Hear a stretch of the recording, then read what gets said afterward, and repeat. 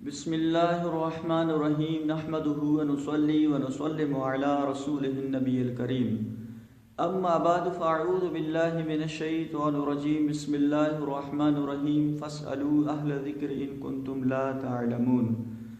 आज हम अंगूठी के मुतालिक गुफ्तगू करेंगे कि कौन सी अंगूठी पहनना वो मर्द के लिए जायज़ है, और इसी तरह फिर वो कौन सी अंगूठी है जिसे पहनकर हम नमाज भी पढ़ सकते हैं।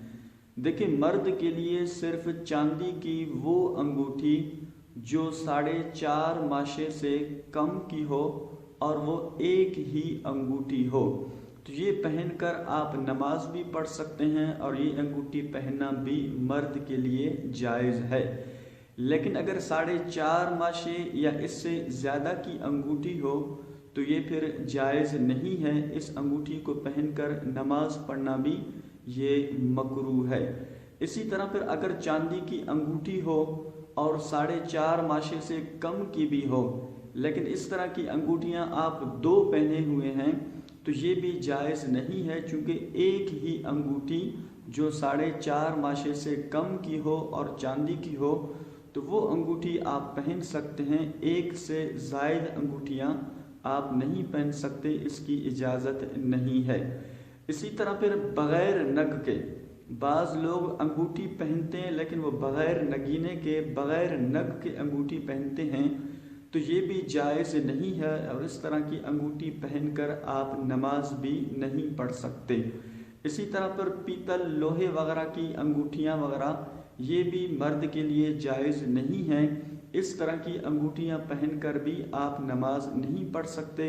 इसी तरह फिर सोने की अंगूठी पहनना भी ये मर्द के लिए जायज़ नहीं है। सिर्फ जायज़ सूरत जो है मर्द के लिए वो चांदी की वो अंगूठी जो 4.5 माशे से कम की हो और नगीने के साथ हो, इसी तरह फिर एक ही अंगूठी हो, तो ये अंगूठी पहनकर आप नमाज पढ़ सकते हैं, ये आपके लिए जायज़ है।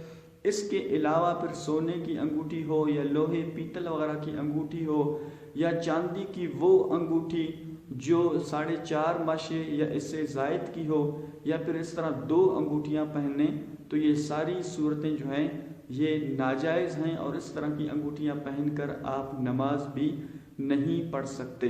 तो इसलिए आप कोशिश फरमाएं, अगर आप अंगूठी पहनना चाहें भी सही, तो शरीयत मुतहरा ने जिसकी इजाज़त दी है आप वो अंगूठी पहन लें। लेकिन आजकल हमारे मज़ारात पे, दरबारों पे जो लोग बैठे होते हैं, वहाँ जो है तकरीबन 8-8, 10-10 अंगूठियाँ पहने हुए होते हैं और लोग उन्हें अच्छा वलीउल्लाह समझते हैं। हालांकि जो शरीयत के ख़िलाफ़ काम करे, जिसका अमल शरीयत के ख़िलाफ़ हो, वो न ही वलीउल्लाह हो सकता है, न ही वो आमिल शरीयत हो सकता है।